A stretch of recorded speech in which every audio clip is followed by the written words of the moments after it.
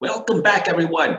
Closing off day three is our final presenter of the day in a session of how Amazon uses AI and machine learning, AI or ML, to enhance the customer experience. Presenting this session is Sohan Maheshwar, the Senior Developer Advocate at Amazon Web Services, AWS, Netherlands, and a former Alexa evangelist, Amazon India. Over to you, Sohan. Hey, thank you so much. First off, thanks for that introduction and thanks for having me. My name is Sohan Maheshwar. I'm a senior dev advocate at AWS based out of Amsterdam, originally from India. First of all, I must say that it's an honor for me speaking here. I love Malaysia. I've been there 3 times, including my first ever foreign trip, and I really hope to come back sometime soon. Once travel is actually allowed. So today I will be talking about Amazon.com's use of artificial intelligence and machine learning and how we really enhance the customer experience with machine learning. The focus of today's agenda will largely be how machine learning can help you in your business. So whether you're a developer, whether you're part of a bank, a telecom, a startup, really there are so many different ways machine learning can actually take your business to the next level. I often work with emerging technology, and I used to work in the Alexa team before. And I truly believe that this is going to be the decade of AI ML, or artificial intelligence and machine learning. So I'm going to quickly pull up my slide and just see if it's working, because we're doing, there we go. Awesome. Okay, that is great. So Amazon actually does run machine learning innovation at scale. Now, for those of you all who might know, Amazon has been applying machine learning in areas such as supply chain management and personalization and forecasting for the last 20 years. And on Amazon.com, there are 4,000 products per minute that are actually sold. So just at that scale, you really need to optimize so many different processes. When we're sending out 1.6 million packages per day, there has to be machine learning at every step of the process to ensure that there is a good customer experience. And that's what we'll be talking about. It's not just the supply chain management, though. I'm sure you're familiar with Alexa and what Alexa is. It is a cloud-based voice service that is really going to change how we interact with tech. And every week, we see billions of interactions with Alexa. Now, for this to be possible, we have to, again, run machine learning at scale, whether it comes to speech recognition or intent classification or converting speech or recognizing speech. We need machine learning to do this at scale. And lastly, to iterate and to improve with every piece of emerging technology that's coming out there. For instance, Amazon's first Prime Air delivery via drone was done in December 2016. Now, we use robotics in our fulfillment centers. We're starting to use drones for deliveries. All of this, again, uses a lot of artificial intelligence and machine learning, and that's what we're going to talk about today. So moving on to the next slide. Yeah, there we go. Oops, did it move? Sorry, this will take some getting used to because I am remotely doing this. Yes, there we go. Okay, so in a 1998 letter to shareholders, CEO or former CEO now, Jeff Bezos, actually gave this quote, and I think it's really interesting. He said, "We consider customers to be loyal to us right up until the second that someone else offers them a better service." It's important to note that Jeff didn't say anything about having the lowest prices or the widest possible product selection. Now, those things are important, but what he mentioned was having the best possible customer service. And honestly, one of our other Amazon's motto is to strive to be the world's most customer-centric company. And to have this sort of customer centricity, really you need a very, very strong supply chain, and you need to fulfill promises to your customers.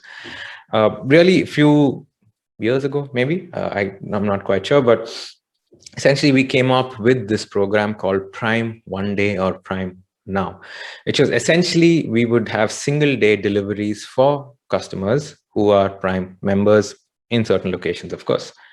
Now, for this to happen, two things need to be fulfilled. One is a majority of your products need to be covered, and again, running at Amazon scale, that is quite complicated. And two, the product actually arrives when it is expected by the customer. And again, given Amazon scale, that can be complicated, especially when you're running operations in so many different parts of the world.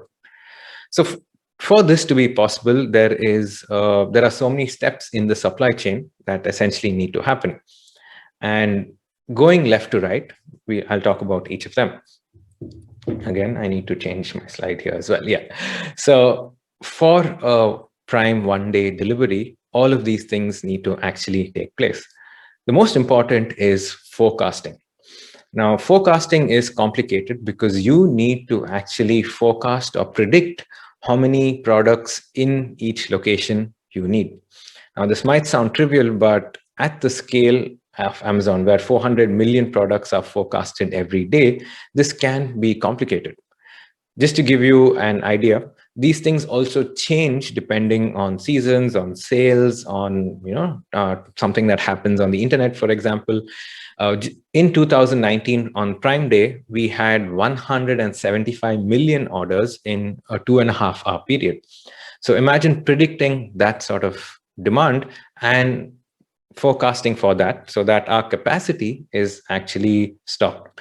So once the forecasting is done, you need to have the capacity, and you do that by actually buying from sellers and stocking the warehouses and the fulfillment centers. Again, we have like 300 plus fulfillment centers worldwide and 200,000 plus robots with 30,000 plus delivery vans just in the US alone. So all of this needs to be done. Now, doing all of this manually can take a lot of effort. It is prone to error and it doesn't really scale, which is why we have created our own machine learning models to optimize this process at every way. Once this inventory is actually bought from the sellers, we need to actually place them in the fulfillment centers. And different postcodes or different pin codes can have different demands. So it has to be placed accordingly. And then the actual fulfillment takes place where the package is delivered to customers. Again, we need tracking at every stage of that process. And if you have delivered or ordered something from Amazon, you will know that you have tracking at every single stage. So really, it is about applying machine learning at each of these different steps. So let's talk about how it works in forecasting specifically. And essentially, what we want to discuss is how does Amazon.com get the right items in the right place even before the customer clicks the buy button? Yes, that's right. Looking at historical data, sometimes it's easy to predict, and sometimes it's not so easy to predict what the demand will be. Some items are fairly obvious. You have things like cleaning supplies and clothes, which, you can sort of predict in general. Most supermarkets do it. There's a way to do it using just general statistical models. Some things are not so obvious, though. It can be seasonal. So when Amazon was actually launched in 1995 and up until about 2007, we did use traditional statistical models for prediction. This is slow again. Yeah, for predicting demand. So things like cookies and cleaning supplies and garbage bags, everyday household products. These things were fairly simple to do, as well as things like products related to specific seasons. Now, I know in Malaysia, the weather doesn't go to different extremes. It's quite close to the equator. I love the weather in Malaysia. But in a country like, say, in the US or even in the Netherlands, winters can be really cold and summers can be really hot. So certain products like woolen socks get sold a lot during winter, and products like sunscreen get sold a lot during summer. Now, from 2007 onwards, we essentially started using machine learning to sort of improve our process and optimize our process, especially when it came to these type of products. products with high price variability, like TVs, for example. I don't know if you remember, but there were a few years ago where the prices of TVs dropped suddenly, and because of changes in tech and whatnot. There are products which have different demand based on which region that you're in. For instance, someone close to a sea might buy more surfboards and swimming trunks, as opposed to someone who doesn't live close to the sea. There are products that can move much slower than others, like lip balm, for instance. You don't typically use a lip balm in a week. It stays on for a while. And also newer products like things like start of your diaries or Halloween outfits, etc., which see spike in certain seasons. Now, we had to use machine learning to really try and forecast how much of these products would be required and at what time. Since 2015, though, we have actually been using deep learning to this. And okay, I'm just going to change the slide again. I need to get used to this method. There we go.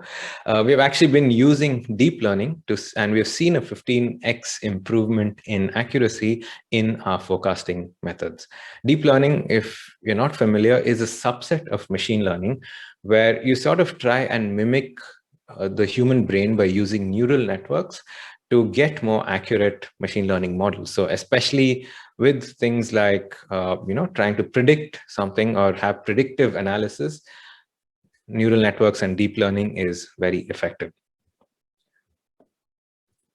What you really see is in these fulfillment centers is not just machines doing all the work, but it's this theme of putting machines or AI to work for you. It's the symphony of humans working with robots to get and to optimize that process. One of the rules that we have in our fulfillment centers is that all these products are actually stored randomly. That might sound a little counterintuitive, but after a lot of studies and a lot of A/B testing, we have actually figured that storing things randomly is far more optimal than ordering it and storing, because you have to remember that these fulfillment centers are really huge. So sometimes if the same person has ordered two different things, having it randomly is actually more optimal than moving from one end of the fulfillment center to the other end. So that's how it works.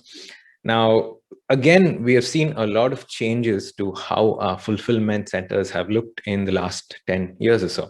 A typical facility right now can ship over 700 units per minute. That also means it needs to be replenished at a similar rate. And just a small error in maybe stocking the wrong product in the wrong place can lead to a customer getting or receiving a wrong delivery. So again, machine learning is used to eliminate these errors and to have accelerated order fulfillment. So I'm going to show you a couple of videos and hopefully you get a good idea of how these actually work. So, oops, sorry. There you go. So a few years ago, this is how our fulfillment centers looked. I'm not sure why the video is playing. Oh, sorry. Operator, if you can just maybe click on the play button in this video, please. Yeah, thank you. Yeah, so a few years ago, this was the system we used. As you can see, a lot of conveyor belts, essentially, right? So you're seeing these crates that are being filled by associates and a huge system of conveyor belts that move in the warehouse and people stock them. So that's how it worked. As you can see, these fulfillment centers are massive. They're really, really large. And all these packages move around in this complex system of conveyor belts. But there was a lot of people moving things around as well. So again, we had to optimize that. And a couple of years ago, we started using robots. These really cute looking robots, I must say, are what we use in our fulfillment centers right now. These orange robots actually can lift up to 450 kgs each. That's about 1,000 pounds, I think, if you use that system. And they can move around at 8 kilometers per hour. And all of them have sensors and are programmed so that they don't run into each other and that they go to the exact place that they're supposed to. So there's a lot of AI and ML that's just gone into getting the paths that these robots have to take. And hopefully this video is cool and inspiring, because I definitely think it's very cool. So essentially, based on forecasting and the demand, these robots go, and these pods, they go into different paths in these fulfillment centers, and that's where associates interact with them. So let's actually see how that works. Yeah, so there you go. Now, again, there can be places of human error here where an associate maybe picks out the wrong product.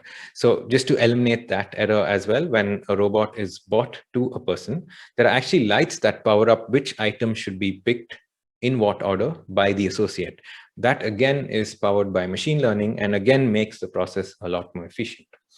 What you're seeing now is how we use robots to lift larger items, things like appliances, so again, it's the recurring theme here is using machine learning or putting AI to work for you. So hopefully that gave you a larger image of how robotics and machine learning is being used by Amazon in the forecasting and in the supply chain process. But like I said, it's not just in the forecasting. We really use machine learning throughout our customer experience to really transform that customer experience. Now, I have limited time today, but I'm going to talk about one particular thing that is very near and dear to me, which is about sustainability and how shipping and packaging actually matters in the customer experience. There is a big difference between the two images that you see there. What you see on the left is a really large package. It's a cardboard box, but sometimes you get like a tiny, you've ordered like something tiny, which is not fragile and can easily come in an envelope like the one that you see on the right. The one on the right is 75% more lighter. So there's less waste, there's less space it takes when you're actually transporting it, thereby saving fuel and other such things. And it also takes up 40% less space during shipping. Now, how do you actually figure out if you have to ship a product in that big cardboard box there, or if a product can be shipped in one of those small packages? Not all products can be shipped in an envelope, of course. Something could be breakable, something could be fragile, something could be too big, for instance. Earlier, what used to happen is, and let me just change my slide again. There we go. Earlier, what used to happen is we did this the good old way, which is using humans. So associates who would be doing these deliveries would make basic decision-making rules. They would visually inspect these products and they would decide if they were fragile or if they weren't, and if they needed to go into a cardboard box or if they needed to be in an envelope. The problem, of course, with this is it can't scale. You can't have people visually inspect 1.5 million products or millions of products. At the same time, some of these decisions can be subjective based on who is doing it, as opposed to having it data-driven. And of course, you can only handle your top products and get this data. So Amazon wanted to, or rather we wanted to really change how this worked. So we actually built a machine learning model which determined the fragility of every product that was listed in Amazon. And this machine learning model allowed us to do this at scale, which was really impressive, because you could do this with literally all your products that are there. There you go. So we were able to apply this complete set of intelligence generated in the delivery process. And this improved the ability to process all products that Amazon sold. There were a few complications with this as well. And let me give you an example. How many people here are fans of Lego? I'm raising my hand. I am. Now, you'll know that there are so many different types of Lego pieces around, or Lego models around. Some can be fragile, some aren't. You get them in good packaging. So for instance, there are Star Wars collectible Legos that, while they might not be fragile in the sense of the word, they are still collectible. So making sure that it arrives in an impeccable way with like zero damage or absolutely no scratches to the customer is very, very important. And this model that we developed actually takes into account cases like this, where a collector's item, even something like, say, a book, which shouldn't have like a single crease on it because, maybe it's autographed or it's a collector's item, is recognized as fragile and therefore would arrive in a cardboard box with extra packaging.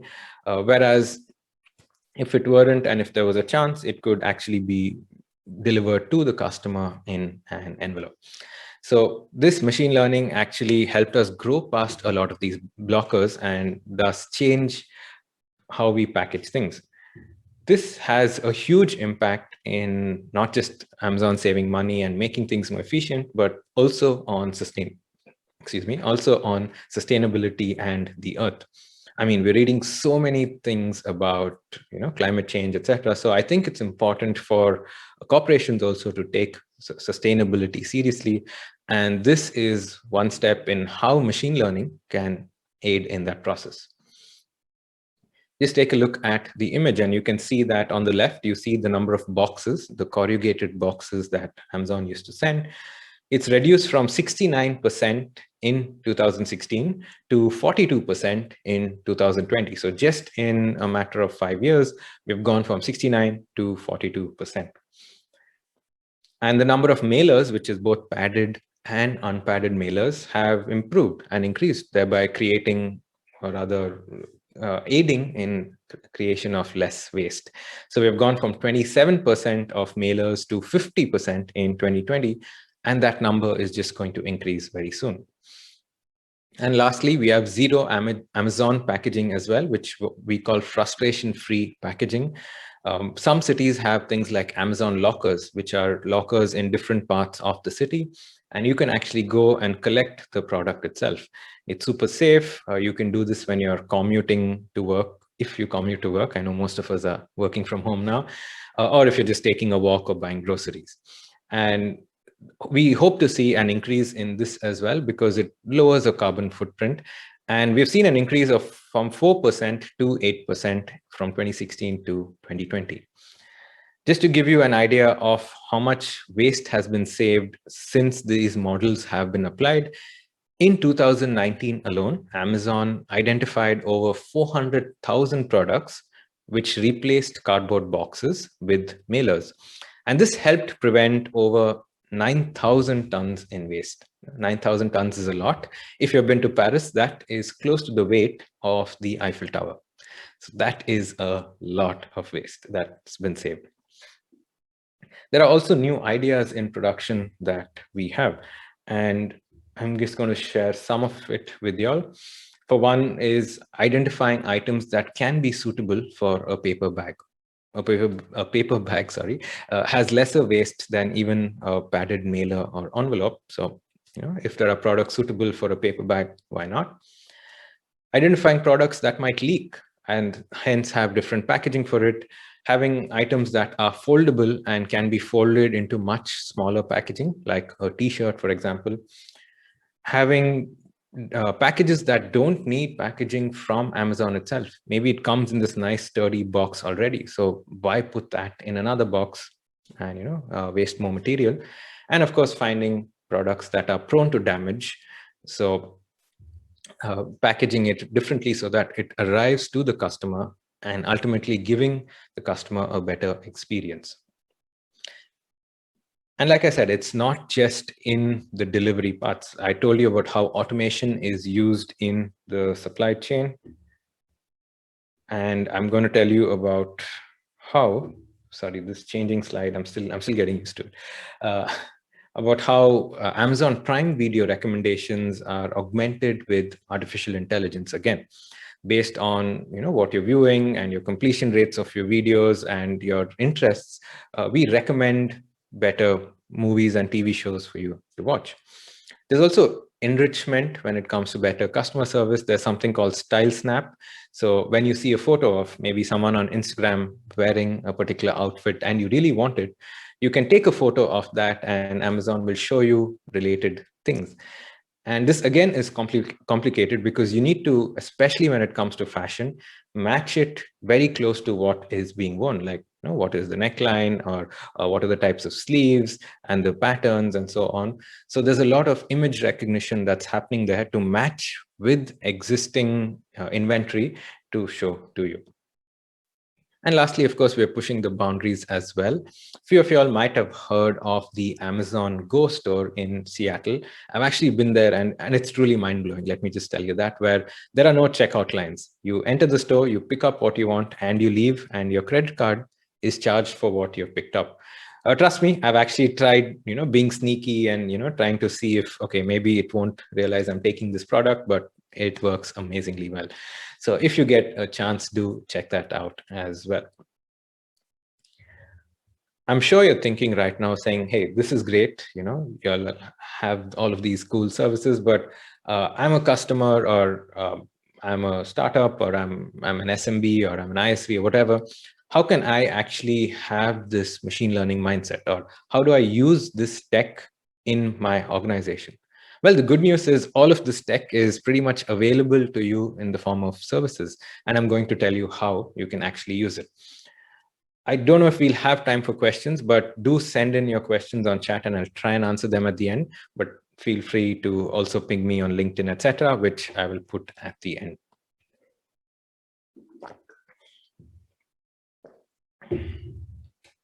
So how do you actually implement machine learning in your organization, or how do you set up your organization for success?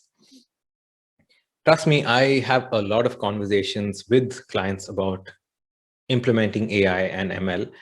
And very often, more often than not, it is the basics that are always lacking, especially in a company that's been around for a while. How do you transform your company to have that ML first mindset?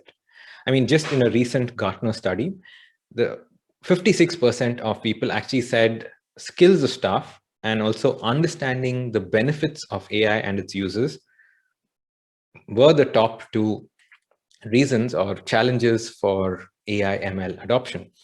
And honestly, I see this when I talk to customers as well. So I'm going to very quickly give you a 3-step process in how you can actually implement a machine learning first mindset. First one, create a loop. Now, this essentially involves connecting your business outcomes with your tech initiatives. I think this is super important, especially if you need buy-in from your company and your board. You need to identify a business problem that can be solved with tech. So essentially, distilling it more, the question is, how do you want to use machine learning? And the answer, we won't, is not acceptable in 2021. So really think about driving a particular business outcome and then saying, okay, let's use machine learning to drive this particular business outcome. Once you've identified this, I at least personally recommend creating a sort of AI pilot to see how this works. Evaluating possible pilot projects is very important. It's always better to do this than, say, hey, let's overnight go AI first and then fall flat on your face, because you realize you don't have that ML first mindset as well as the skills and so on. So running this pilot and getting the learnings from this pilot is so important. And once this pilot is done, you want to measure your success and your ROI, your return on investment. Once you've done this though, you really want to advance your data strategy. Trust me when I say this, a machine learning model is only as good as the data you have. If your data is rubbish, well, your machine learning model is going to be rubbish as well. And I'm just being direct here. So it's really important to get your data right. Most organizations will have both structured data, like your billing, your CRM, your users, all of that, as well as unstructured data, which can be things like app data, social media feeds, web logs, and so on. It's really important to massage all this data in a data warehouse in a way that you can actually use it. And a way to do this is also to get something called a ground truth. A ground truth essentially is empirical data that is correct. Yeah. So for example, in speech recognition, I can manually add some empirical data saying, if I say this, this is what I mean. And then you can have a machine learning model work on other data that is not empirical. So having that labeled ground truth is super important. And lastly, of course, different countries, different regions, different companies, different verticals have different data policies and governance. I'm sure you know that already, but just make sure that these things are complied with. You don't want to change a lot of this in the last phase of building out this machine learning culture. So make sure you comply with your local regulations and so on, and that way everything else will be smooth. Once you're done, you need to organize for success. Yeah, this is very important, and teams sometimes take it for granted, but you really need to put machine learning in the hands of your developers. We are in a world right now where everything is software based and programming based. So I'm sure you have teams with devs, IT architects, and DevOps. You really need to build teams for machine learning, and sometimes that could include having like a data scientist as well, but organizing it based on your needs for success by putting machine learning in the hands of your dev team. You might be asking me saying, hey, what does that really mean? Again, I need to change my screen. There we go. So what does it really mean when we say putting machine learning in the hands of your developers? What that means is essentially giving them the power to use machine learning. And that could be in many different ways. And our mission at AWS is really to put machine learning in the hands of every dev. So we have a machine learning stack at AWS, and this is what it looks like. As you can see, there are 3 layers. At the very bottom layer is the hardware, for people who really want to run machine learning models. And these are like trained data scientists. So we give you the hardware to run these machine learning models. In the middle layer are for data scientists who want to work with data. So we have SageMaker Studio, and these basically give devs and data scientists the ability to build, train, and deploy your machine learning models. I'm most excited, honestly, about the top layer, which is the layer of AI services. Now, these are services that we have developed based on our experience building Amazon.com. So like some of the things that I mentioned earlier, you can use these services in your app or in your organization, literally without any machine learning knowledge. Yeah, you don't need machine learning knowledge. You just need to call an API, and you can do speech recognition, you can do computer vision, build chatbots, and a whole bunch of different things. In fact, since we have 10 more minutes, I'm actually going to talk about each of these services. And just to be very clear, we have more than 100,000 customers that actually rely on AWS for the machine learning. And you will recognize a lot of these companies like Autodesk and Intuit and NASCAR. They all use AWS machine learning to improve their customer experience. So let me talk about few of the services that maybe you can use in your systems. I spoke so much about forecasting, so why not use forecasting? There is a service called Amazon Forecast to give you time series forecasting. You can use this in a whole bunch of different verticals. It's not just e-commerce, but things like product demand or cash in an ATM, flight ticket prices, ad impressions, agriculture, HR, just everything.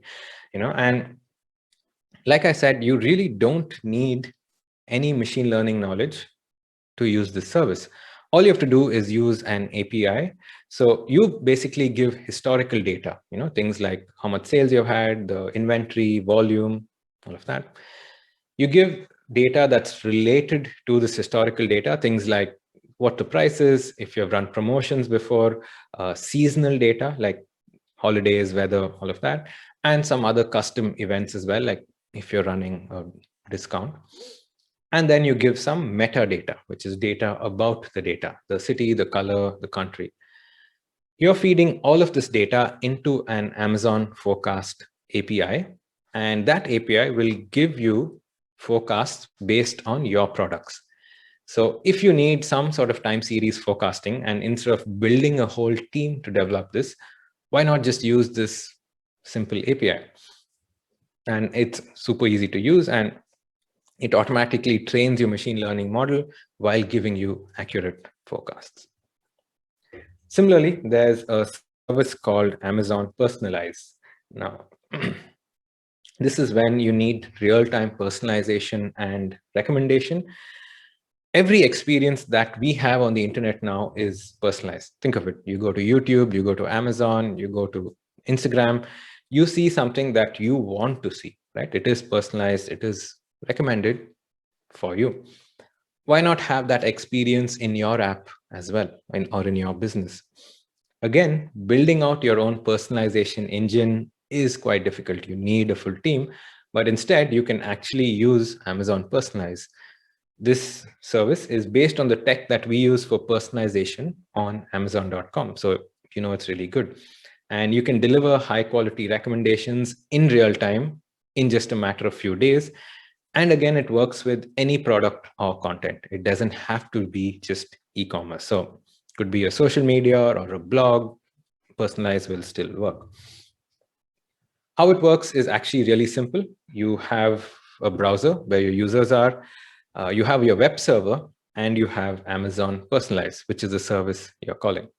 So first, what happens is the browser has some real-time event data, which is sending to Personalize. So if a user is reading things related to comic books, and you're a bookseller, it's sending this data to the Amazon Personalize API. Amazon Personalize sits and learns this. The next time you can call a recommendation request to your web server. Your web server calls Amazon Personalize for recommendations in real time.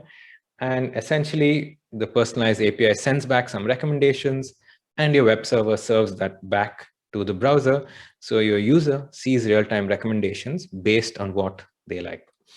Again, super simple to use. All you need is a simple API call and sending data to that API call. Fraud detection. This is an interesting one because as you would assume, after more than 25 years of running Amazon.com, we have seen our fair share of fraud online. And especially online, fraud tends to happen. So you as a business need to detect when this fraud is happening. This could be things like, credit card fraud, login fraud, payment fraud, all of that. Again, instead of building your own custom system, you can use this simple service called Amazon Fraud Detector.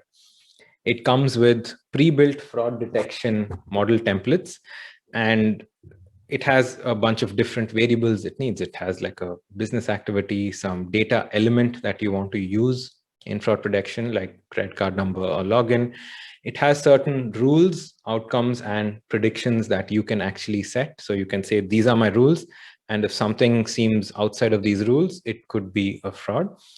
And finally, there's a get prediction API. So if you think something is slightly off with the login, you can make that API call, and Fraud Detector will give you, with the confidence score, what chances are of fraud. And it automatically creates these fraud detection models. And it also learns from past attempts to defraud Amazon.com. So in a way, it's getting stronger if more people are trying to, try and defraud the system on Amazon.com. Again, it's super simple to use. It's just an API base. Let me just refresh this page. Yeah, so you can have something like a guest checkout where a purchase is from an IP address, from an email, and the payments from a bank, and the purchase is approved. So you just call that service.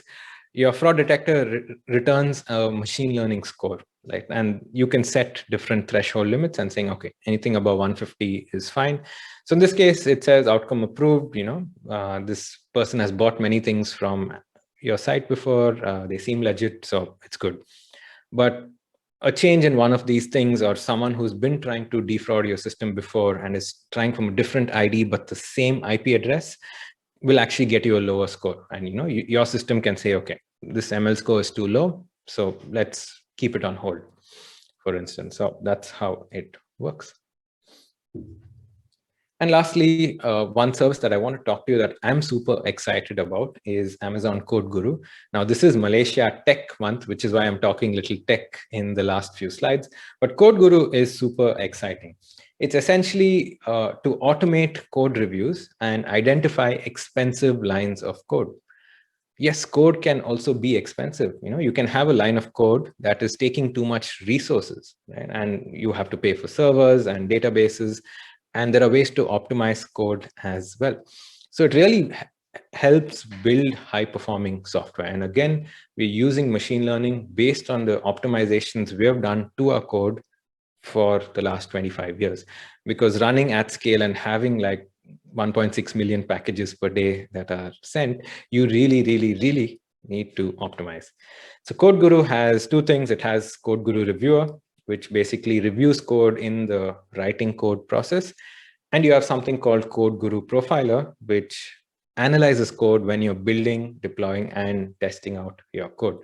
I'm not going too much into details, but Code Guru is available in Java and Python. So if your org or your startup runs either of the two, do check it out. Just to give you a stat, in Prime Day 2017 versus 2018, we actually saw a 325% increase in CPU utilization at a 39% lower cost, just by optimizing based on Code Guru. Yeah, so especially larger organizations or larger applications, do think of optimizing your code using Code Guru. Well, that was it from me. I'm just going to do a quick summary, perhaps. Hopefully you learned something new today, but essentially I spoke about how AI ML plus Amazon leads to a better customer experience. And it's not just about like one particular process, but we're applying machine learning at every step of the way to really enhance that customer experience. Amazon manages machine learning across all operational areas, but also across things like Alexa and Prime Air and AWS. Lastly, to actually build or to have to have ML in your organization, start by having an ML first mindset and culture. And I gave you the 3 ways you can actually do that. And lastly, I spoke about how AWS puts machine learning in the hands of every developer. I covered 4 services, but there are so many more services where you can use machine learning models without the need of a machine learning background. So you don't need a tech team or a data scientist team. You just need a small development team to use these APIs. That was it, folks. This recording will be available later, so if you want to refer to it, please do so. Again, thank you so much. Feel free to connect with me on Twitter or LinkedIn. If you have any more questions, I'm happy to answer them now if we have the time. I'm not sure, but I can answer them on LinkedIn as well. And yeah, I hope to be back in person in Malaysia maybe next year. Again, it's one of my favorite countries to visit. I love the food. I've been there a few times, so hope to meet you all in person, hopefully next year. Thanks a lot. And yeah, that's it from me. Okay, thank you so much. Okay, maybe I'll just give you one question. Yeah, I see that you mentioned that some of the replies were given in real time, and also looking at some items which were not normally bought everyday items, like you mentioned, chapstick, lip balm. So here is going to be a bit on the longer duration. Here, there's a question here. Have you seen or could you share deployment of machine learning or deep learning for the use of financial services and the property sector? Because yeah, that will be a long term, maybe in terms of the months or years. Yeah, absolutely. The financial sector is one of the verticals where machine learning is being used a lot. A lot of people, even at a personal level, are doing machine learning based buying of stocks and things like that.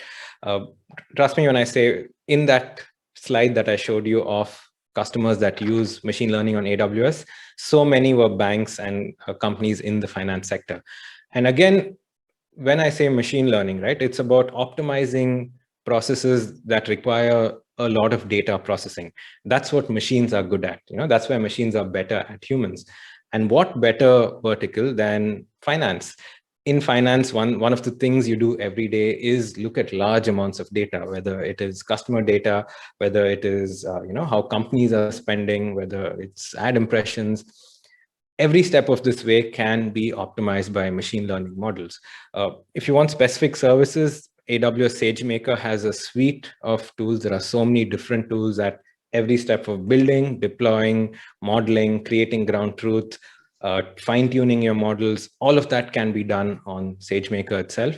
There are a lot of use cases specific to finance and customer studies. So just check the AWS customer case studies reference, and you will find financial companies who have used SageMaker specifically for this. Again, happy to chat more in detail, offline perhaps. All right, thank you. Yeah, do connect with Sohan on his LinkedIn page. And may ask any specific questions, and maybe he'll refer you to what is specific to your individual needs. All right. Thank you, everyone. Thank you. That's the final session, concluding day 3 of the Digital Ecosystem Week here at the Malaysia Tech Month 2021. I'd like to thank all our speakers for the whole day for these ideas and insights on the technology here, even though we're going through these unprecedented uncertainties with this pending ML. So tomorrow is the final day of Digital Ecosystem Week. We start at 10 a.m. But in the meantime, do feel free to check out the agenda of the satellite events all around the MTM 2021 space. Go back to the recordings, check out what you are very interested in learning or listening back to. And we invite our participants to also make use of the virtual networking lounges, okay? Network and learn a bit about other people's business and connect. You're also welcome to reach out to the event admin via the chat box for any form of assistance. And with that, we end our session today. Thank you, everyone. This is Hasro, your host, signing out for the day. See you tomorrow, 10 a.m. Stay safe.